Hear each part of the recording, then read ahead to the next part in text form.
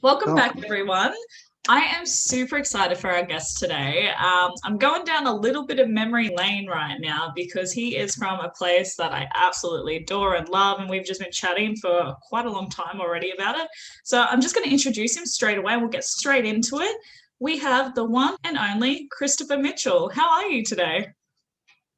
I'm good, thank you. I'm good, thank you. How are you? I'm fabulous.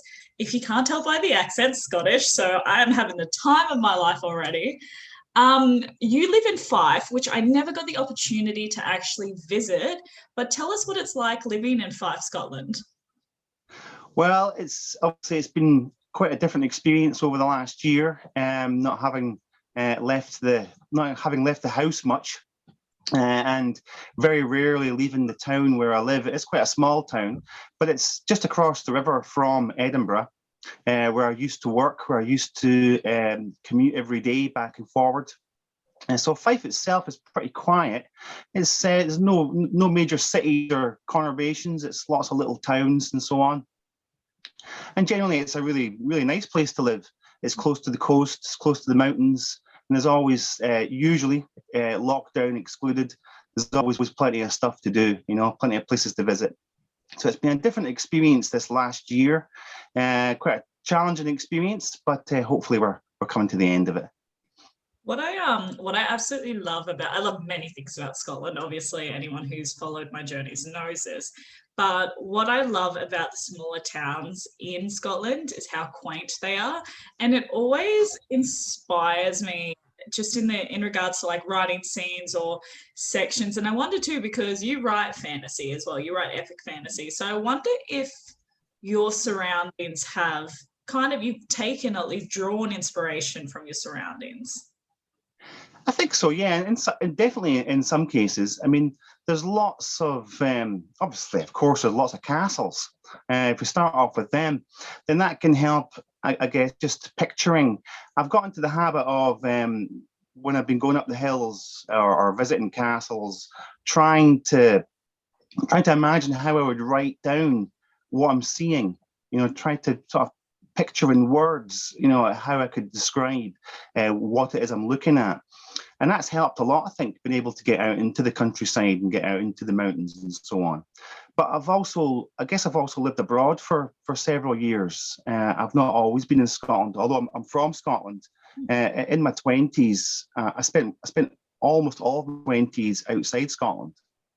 I lived in the Middle East for several years, and I lived in Greece for several years as well.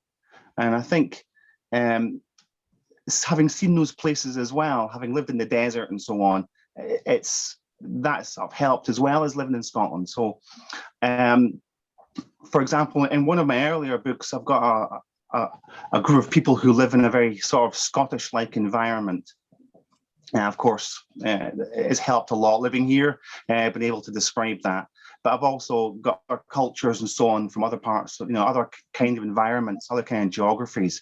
Of course, it's fantasy, as you said, so none of it is directly copied upon anywhere, on Earth. But I do take some influences from my surroundings, and I also wanted to have some stories that had Scottish Scottish tinges to them. Yeah. So a lot of the characters in a couple of my earlier novels are based upon people, Scottish people that I knew growing up, which where I've tried to bring in some of the ways that they talk and some of the things they talk about and so on into my stories. And into the characterizations of some of the major characters in the stories as well. So it has been very influential, I think. I haven't really read anything that's had a sort of Scottish fantasy tinge to it. So I felt that it would be nice to write something that had that sort of angle. Absolutely. I'm curious, where did it start for you? Because you and I were just briefly discussing prior to this. You started publication in 2019 and you've had massive success since. You have been able to quit your full-time job. This is your full-time writing now, which is quite amazing considering that short amount of time. And so I want to hear about the start. Like, first of all, what gave you the inspiration, should I say, for the Mageland series? And have you always written, like, as a child, as a teenage? Where did it come from? Yeah, it goes back a long time. It goes back to early teens, I would say. Um, when I was about 13 or so, I started not writing books, but plotting them, as it were, writing out the plots, writing out the backgrounds, and then I wrote a few role-playing games for my little sister to play, and we used to play them. So I wrote them when I was about 14, 15. And then when I got to my late teens, I started actually writing my first novels. I mean, I haven't looked back at them for 30 years, but I can imagine how terrible, how pretty awful they probably are. And I wrote one when I was about 19, and then another one when I was about 21. Now, if you can imagine a very badly written Irvine Welsh, that would probably sum up my earlier efforts. But that was before I knew who Irvine Welsh was. And I when I was about 21, I read Trainspotting, and I was completely blown away by it. But it did have a major discouraging factor upon me, because I felt like I was just being a second-rate Irvine Welsh. So I actually stopped at that point. It was enough of a blow to read how it should be done to actually put me off for quite a while. I travelled abroad, for several years, and I wrote a lot. But it was like, for example, I wrote a teaching book for the place that I worked, and I wrote some teaching courses, and I was writing factual reports and so on, but no fiction. I didn't write any fiction for a long, long time until I got into my 40s. And that's when, really, thanks to a lot of encouragement from my wife, Lisa, who used to keep saying to me, "When are you going to write your book? Are you going to write your book now? Have you started writing your book yet?" Because I didn't have any ideas for what I was going to write, or even what genre I was going to write in.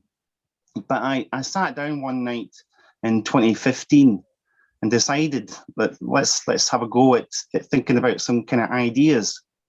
So I spent 3 months world building, not writing anything, just writing the background to the world that I wanted to create, which ended up being the Magelands.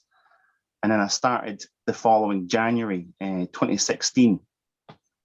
Now, as a lot of writers, of course, I was working full time, an office job, an IT job. I was a service delivery manager at an IT firm.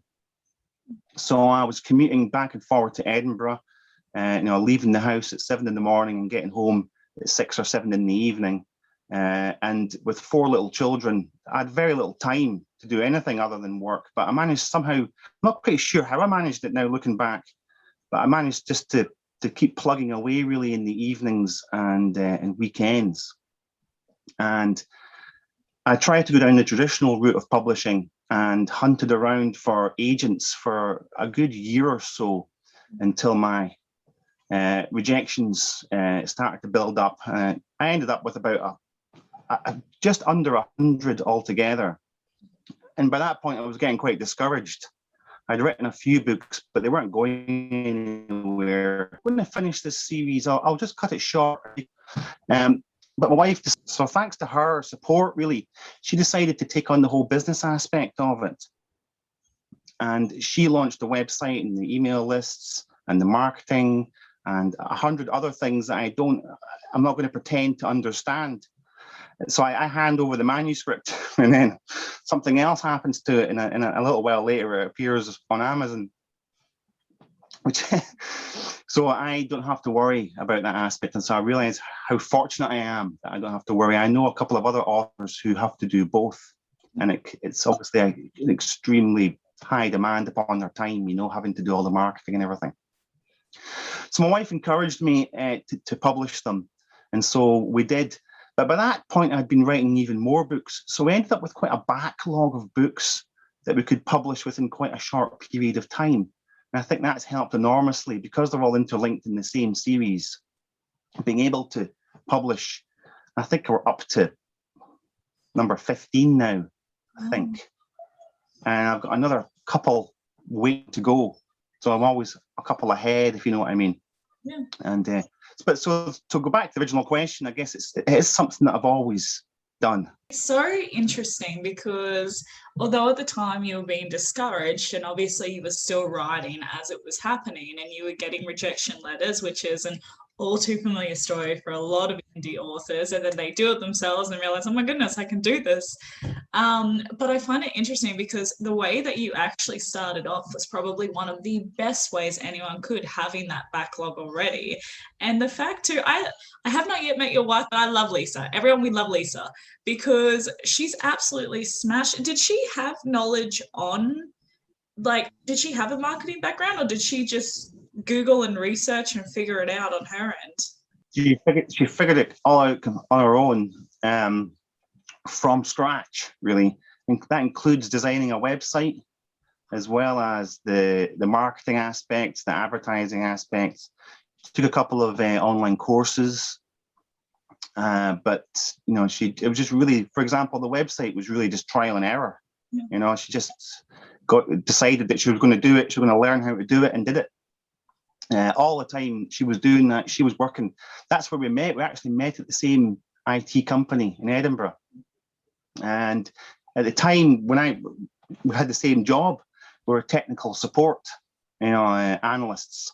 So she was doing that. So we have IT backgrounds, but she had no experience before that of marketing or website design or all of the other 100 things that she does. She picked it all up on the job. That's brilliant.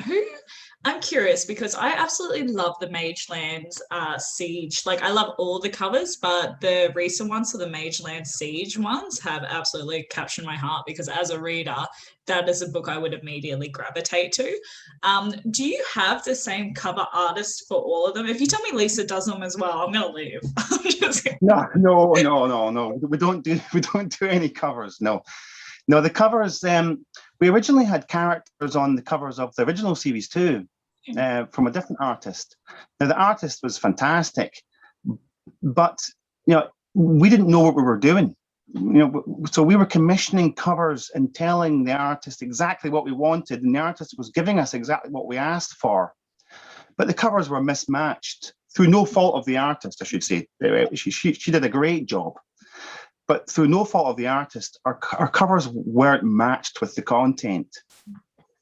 And when we first released them with those covers, we were getting a lot of disappointed readers who were expecting something different from what they thought they were going to get from the cover. So this was a sort of long learning experience, a harsh learning curve for us. And we made mistakes with the covers at the start. We rebranded the covers, and we didn't republish the books as a whole. We just changed the covers, and we went for a much more kind of uniform style of covers for the first series, just sort of abstract covers for the first series, that were a lot simpler, but they were much more effective. I think people then understood what they were going to get, much more when they bought these books. They would have a much bigger understanding of what kind of book it was from the cover than from the prior covers.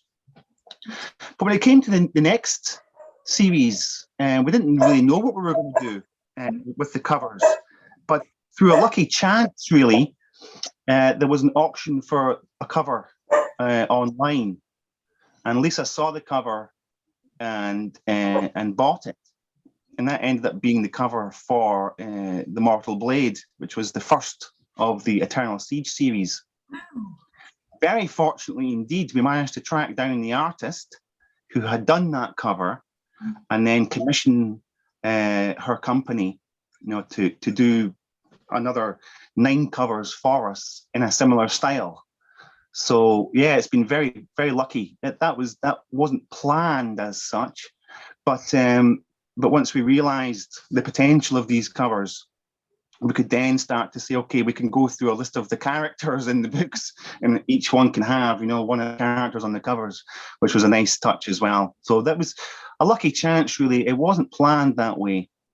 But once we both saw the first cover, we thought to ourselves, this could really fit in well with this series, It wasn't quite writing to order. It wasn't the case of looking at the cover and thinking, I better think of a character to come up with this. Luckily, there was a character who fitted quite well into that cover. And then from that point onwards, we could specify which character we wanted. And some of them, some of the covers are I absolutely love them, and especially the latest one as well, for Paths of Fire. It's just, they're getting better and better. So we should have altogether, I think, by the end of this, about 10 covers from this artist, which we can use for this series, and also one for the box set as well when it eventually comes out. So we're very pleased indeed. It does give us a bit of a headache for the next series. Just to briefly explain, it's all the same series. It's all the same one arc. I've arced out 26 books for the whole series. Wow. But they go in 3 phases.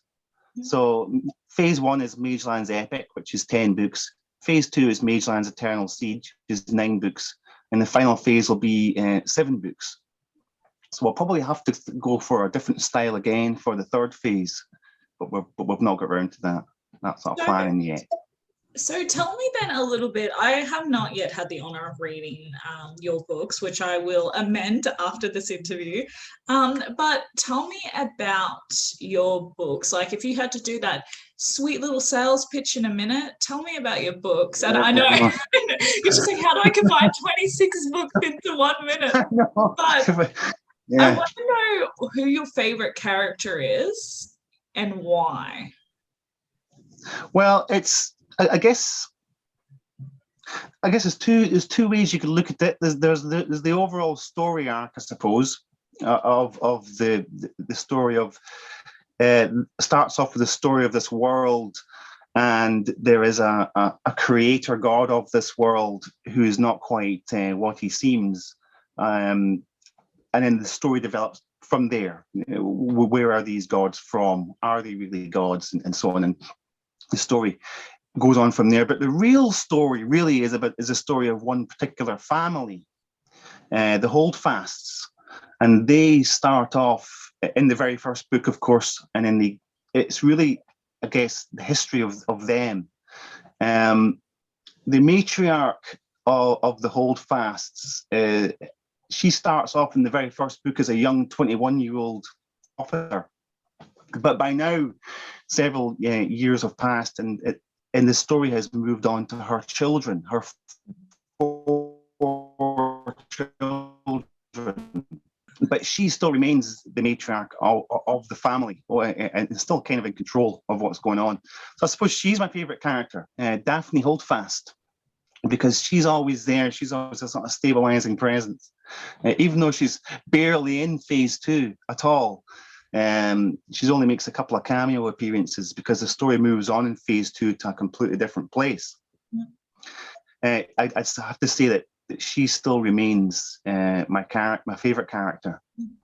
In the earlier books, my favourite character was probably Kira, who is the twin sister of one of my other major characters, and she's an extremely powerful, but also very reckless fire mage. For reasons I don't want to give away, she's no longer my favourite character. But I think in the first few books, she was my favourite. It was always a great joy to write Kira, and I based her upon several Scottish women that I knew growing up, and sort of modelled her speech patterns and the kind of things that she says on real people, toned down a bit, of course, because some of the things that they say are unprintable. So a lot of people won't believe it when I say that I toned it down, but it is considerably toned down from what they actually say. So she was a great joy to write because I felt like I was writing somebody who was like a friend, somebody like I knew. But overall, over for the whole series, I'd have to say Daphne. Daphne is my favorite character overall. Okay, so speaking of world building, and this may go into advice for writers themselves who are watching. Now you have a massive world. Obviously, you've based 26 books on this. So what are the processes or the rules that you keep to yourself to ensure that you have consistency throughout your worlds? Because you need to ensure that you're sticking to those rules. So what is your trick? Well, I guess it's a process that I've developed through trial and error, having I guess there's no way you can really pick up experience of this without actually doing it. I suppose the bottom line is that you have to stick to your principles, that your fundamentals, whatever they happen to be. And I think probably as an example, the magic system that I use has always been complicated, I suppose, but it's always made its own internal sense. And having to try to keep to that in a sense of world building, it has been very demanding. Because of course, you don't always remember. This is a bit of a confession, but you don't always remember everything that you've written. If you could, an encyclopedic brain to remember every detail of everything. So it is getting trickier, the consistency, I admit. I find the consistency aspect is far more difficult, I think, when it comes to personal relationships between characters. Who knows who's spoken to whom in the past, and who has heard about other, when you get people who meet for the first time, is that really the first time they've met? I can't remember. I better go back like 6 books and see, did they chat in that book? And it's harder to keep track of personal relationships, I think, than it is the world building. The world building, I did almost the complete world building in those first 3 months before I started writing. I got in all the basics, all the fundamentals, and I've stuck to those fundamentals ever since. I've not strayed from them once, because obviously that would, unravel the whole thing. So I guess the advice I would have would be to spend, for epic fantasy anyway, I guess other genres, it would be very different. But for epic fantasy, spend a long time at the beginning working out all the fundamentals of your world before you ever start writing. So for me, it was 3 months where I filled 2 full notebooks with notes, with jottings, with the histories, with the magic systems, with the rules, with the languages, with the politics, the cultures, and everything else. I also, this is another little confession, but I also decided to try and introduce an element of randomness into this process. So I knew I was going to have a list of 5 different peoples, and I knew I was going to have, for those peoples, 5 different mage powers, 5 different ecosystems, 5 different political systems, 5 different this, 5 different that. So I decided to attribute them randomly by rolling dice for them. So rather than me thinking, okay, I'm going to come up with this type of people, and they're going to live in this type of place, I said, no, this is their name, and they're going to live, roll the dice, they're going to live there. And their political system is going to be, roll dice again, that. And that's how I came up with the fundamental 5 different peoples. It wasn't a conscious process of planning out. It was a process of assigning them these attributes. And then once they had been fixed, sticking to it. So that process did conjure up a whole range of different things that I hadn't predicted, as you'd expect, I guess, by doing it randomly. But that I also assigned, for example, the sex of the main characters randomly as well. So none of that was preordained. I was going to have, okay, I'm going to have my 6 main characters. I thought, well, I'll have 3 women and 3 men, but which one's going to be which? Let's just roll the dice and find out. So there was an aspect of it really helped, I think, because it gave me unexpected material to work with. But I decided that once I'd gone down that road, I would stick to it. Of course, I don't do that kind of thing anymore because it's all now set in stone, and I can't go back and change any of it, because as soon as you hit the publish button, I guess it becomes canon, I suppose, and I can't go back and change it. But that's actually how I came up with a lot of the cultures and so on at the very beginning. I left a lot of it to chance to see how it would work out. You are the first I have ever heard to have such a method, and I absolutely love it. That's amazing, because I guess it really shows like how good of a wordsmith you are, that you're like, okay, this is my elements, this is what I've got to work with, and let's go with it. That's amazing.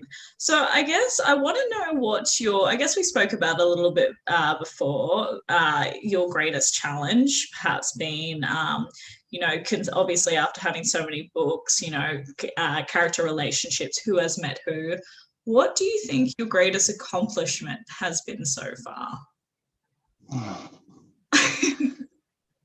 I guess if we're talking about, I suppose, strictly writing accomplishment, I guess finishing off the first book of the first series, it was so difficult to try and tie all the strands together and to come up with a decent ending. I think just being able to accomplish that, really, it doesn't sound like much, but it was so difficult at the time to come up with the ending for. I'm talking about 4, actually. It's a long time ago now. The ending of book 4, Sacrifice, because at that point, with no prospect of publication in sight, that was where I had decided at the time to finish it. And basically, once I'd finished it, I was probably going to give up writing.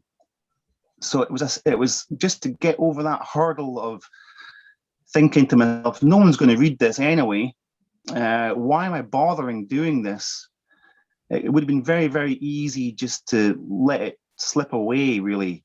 But instead, I doubled down the effort and really went for trying to get the best possible ending I could, and I managed it. And it was, I didn't write, and after that, I didn't write for another 6 months. It kind of took so much out of me.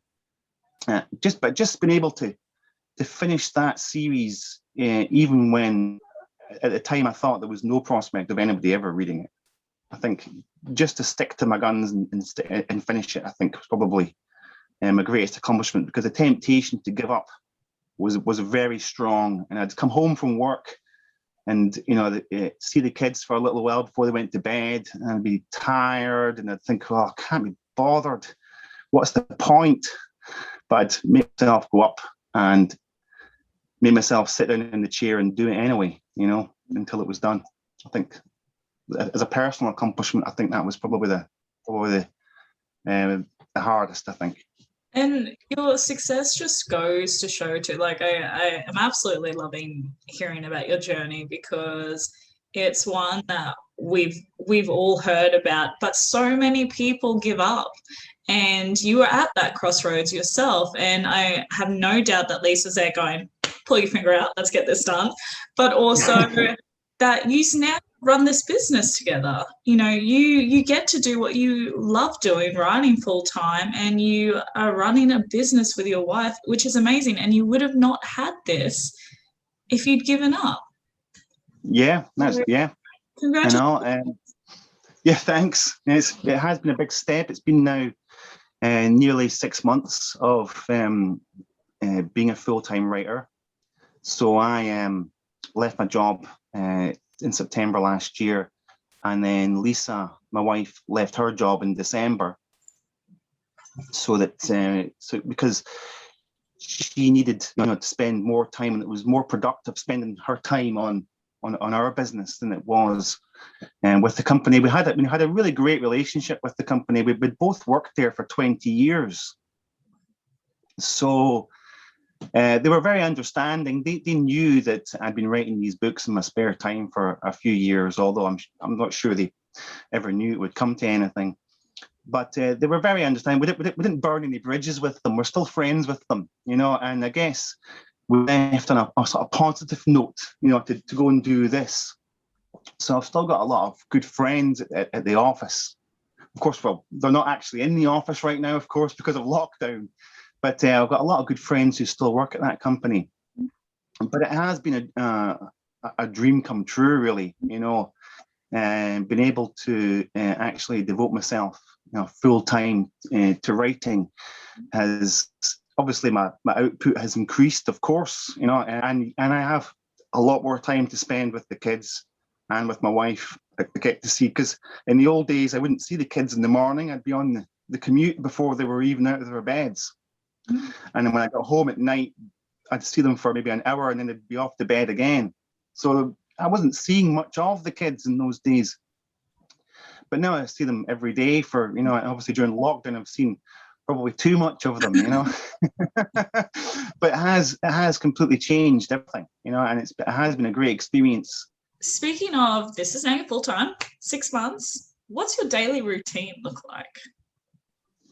Well, it depends, I suppose, whether we're homeschooling or not. If I imagine that we're not homeschooling, then I'm up about 8. I take the little one to school. She's 6. Now, we live only a few hundred yards from the school, so it's only a little walk up the street. And then I actually then go for a long walk as soon as I've done that. So I spend a good 40 minutes just walking around. And that's a good time to clear my head and plan out what I'm going to be doing that day in a bit more detail. I always find that I can come up with ideas when I'm walking. I'm not particularly paying attention to my surroundings much, and occasionally I pass because my wife's parents live just around the corner, and occasionally I pass them on a walk in the morning, and they have to stop me and wave at me because I haven't even noticed that they've walked past. But so that's a good time for clearing my head. And I come back and I write pretty much usually until about 4:30 in the evening. And I go down and make dinner for everybody. And then I usually manage to get another hour or two in round about sort of 7 o'clock, 8 o'clock, and then get the kids to bed and then finish up. So I have got into a routine. It's a much more balanced routine compared to the hectic routine of when I was working full time and writing in the evenings. So it's a lot less. Obviously, I'm writing a lot more than I was then, but I'm writing less frenetically. I'm writing, it's not so much of a rush as it was then. I can write 3 times as many words every day, but yet I still have much more free time to spend with the kids and so on.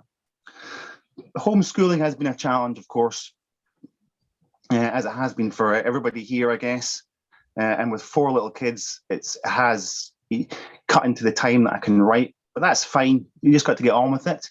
And I'm lucky, very lucky, that I can just change my hours. I don't have to work from home for a company and somehow juggle homeschooling as well. I can just rearrange my hours flexibly. Yeah. Hand on heart, Lisa has done more of the homeschooling than I have. As my business manager, Lisa is still anxious for the word count to continue. She has her deadlines that she gives to me of when I kind of need to have stuff prepared for, and the drafts done, and the proofreading done, and and so on. So I have my deadlines that she gives me. So so she has done more of the homeschooling than I have. I love Lisa. I need to marry a Lisa. And it's what I absolutely love about this too is, like, obviously you're building this together, but it just shows how much she supports you 120% in this, especially because she's like, you need to have this on my desk by this time. I love that so much. Yeah. This is one of my favorite questions to ask. What would you say what's the goal that you're chasing? What is the dream that you're after for your books? Well, in some ways, the goal has been accomplished as really to my mind, the height of my ambitions was just to be able to do it full time, just to be able to earn enough to be able to do it full time. That was it. Because I was becoming a little, frustrated with how little time I was getting with the kids, and how fast they were growing up, and I was hardly seeing them, Monday to Friday. It was barely seeing them. Some days would pass and I'd hardly, speak few words to them. I'd be so busy. I'd spent quite a lot of time at work traveling as part of my job. Of course, pre-lockdown, of course, where I'd have to fly to London for a couple of days for meetings, or Birmingham for meetings, and I'd be leaving the house at 4:00 in the morning to catch a flight. I'd be spending a couple of nights in a hotel, and then I'd be coming back. That was fine, it's part of my job, of course. So that was fine, but I wasn't seeing anywhere near enough of the kids, as much of the kids that I wanted to, and my wife as well, of course. I'd barely see her, some days. So really, the height of my ambitions was to have a work-life balance that allowed me to work at home and allowed me to see the kids and my wife. And also, if that job happened to be writing, then that would be perfect. So I kind of feel myself to be in the awkward position of well, I've achieved that now. It's not a particularly world domination type of an ambition. I have no desire, for example, I have no desire for fame or fortune, really, to be honest. I just want to be able to have this life, being able to see the kids and my wife, and being able to write. That's really all I want from this, and so far so good. I'm so glad you've already hit your mark. That's amazing. And I'm sure we're going to see plenty more come from you as well. I think you will be surprised maybe by how far you will go with this, which I'm super excited to see. I have a new segment. So you and I, it's called Speed Dating with an Author. So I'm going to fire 5 rapid questions at you. Are you ready for this? Okay, I'll try. Yeah. Okay. What's the clumsiest moment you ever had? Writing wise, you mean, or No, in just life? Just in general. This is about you. Oh God! Well, yeah. I'd be struggling to pick. I had quite a misspent youth in many ways. And I'm not sure I want to go into too much detail about. I'm a lot calmer now than I was in my teens and my 20s, and that's a good thing. That's a good thing. I don't really want to go back to some of the things that I did used to get up to when I was younger. So I'm going to politely decline that question. That is the most mysterious answer I think I've ever had for that question, and I will accept it because I feel like there's a lot of warning in that. So we'll go on to the next one. How would you describe yourself in 3 words? Well, I'd say, in a negative way, I would say workaholic. Although I'm a struggling or perhaps recovering workaholic. I think, as I said before, I find writing relaxing. So to me, working, there's no difference between working and relaxing, as it were. So I can quite easily, if given free rein, I will just work without end. And I need to pull myself back from that. So I think workaholic. Lazy as well, I'd say. I know it sounds like a bit of a contradiction in terms, but I feel like I have to push myself at the same time. Otherwise, I've always had this fear that if I don't push myself, I'll just sit about and do absolutely nothing. So I know it sounds like a contradiction, but I feel like deep down, I am lazy. Therefore, I have to make myself do all the work, and that's kind of a driving motivation. And I guess a third one would probably be introvert. Actually, I am. It's taken me a long time to realize it, but I am quite comfortable with with not having to deal with large crowds of people and traveling and so on. I am quite self-contained in many ways, I think, which I guess helps as a writer, I suppose. Absolutely. Like profile right there, author. What is Yeah. the song that best describes you? Well, I don't know if there's any particular song that describes me. There's this. I mean, I listen to music a lot when I'm planning my books. So I think I do get quite obsessed with various musicians and go through phases of just listening to one musician for months at a time. So I don't think any particular song defines me. I guess at the moment I'm a little obsessed with Lana Del Rey, and I think her music it influences me in the way that I write sometimes. I don't think there is a song that particularly defines me, though, I'm afraid. Okay. What is your life motto? There was one motto that did strike me as is quite profound, and it's the inscription that the Romans used to put upon their gravestones, and it was a series of initials. I'm going to forget what it is now. It's NFF NSNC, and you used to see this on Roman tombstones, and it means I was not, I was, I am not, I care not. In other words, before you were alive, you weren't around to care. You were alive and you did care. No longer alive, and therefore I don't care.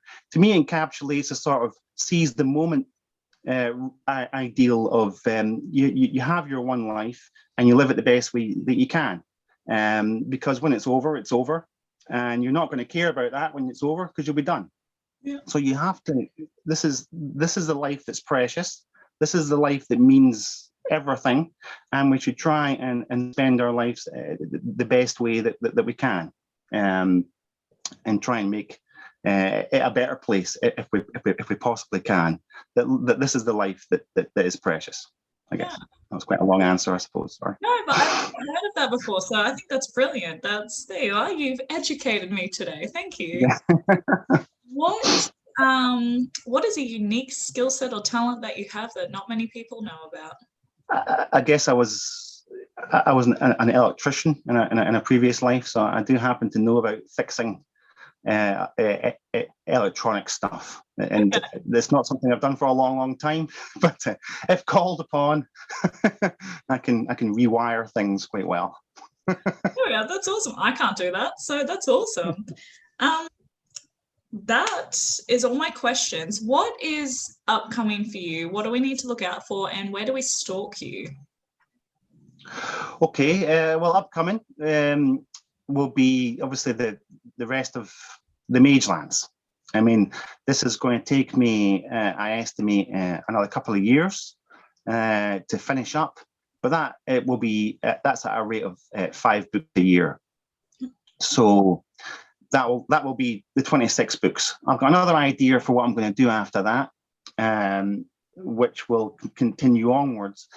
I've kind of deliberately designed the Magelands to be almost infinitely expandable, so that I could have other stories that relate to it in some way. So I think that's what's coming really. That's what's coming next. Seeing the Magelands through to the end, to the end of the arc. To anybody who I think who is trying to write, my one sort of piece of advice would be about, if you know where you have to know where it's going to end up, in my opinion. So I've known what the end of the arc is going to be since the beginning, and when I'm planning a book or a series, I always start off at the end. Start off at the end, then work out how you get there. So the end is already, and I know exactly how the whole series ends and what's going to happen and who's going to say what to what. So I think that for me, it's going to that'll be the major sort of milestone over the next couple of years, is finishing that off. If you wanted to stalk me, well, I do have a social media presence. I'm not a very good Facebooker, I admit. I actually, confession, I only joined Facebook after I became a writer. I had no Facebook presence. I was never on Facebook ever, but before that. But I thought, but my wife told me I had to have a Facebook account. So This is on social media. And a Twitter account as well. And I don't really understand social media very much or very well, but I do have these, and I do try and respond to social media if anybody asks me. But on social media, I've got a Facebook group called the Magelanders. I guess is where people can contact me if they've got any questions about the series or about the characters and so on. So I guess if any stalkers were looking to find me, I guess it would be in the Facebook group called the Magelanders, where they would find me most often. Thank you so much for hopping on today. I have had an absolute blast. Well, thank you very much for the interview. It's been great. Yeah, it's been great talking to you. And hopefully, do you think one day you'll come back to Edinburgh? Yeah. Hands down, hands down. We'll catch up for I was going to say coffee, but we'll catch up for a pint. Let's be realistic. We'll go to the last drop. We'll go to the last drop. Yes, that'll be great. I would love that. Or even maybe we can do, I know that they have Rare in Edinburgh in 2022. Who knows? Maybe we will meet at a signing there as well. Yeah, who knows? Yeah, let's hope so. All right, I'll talk to you later. Thank you so much. Okay then. Thank you then. Bye-bye.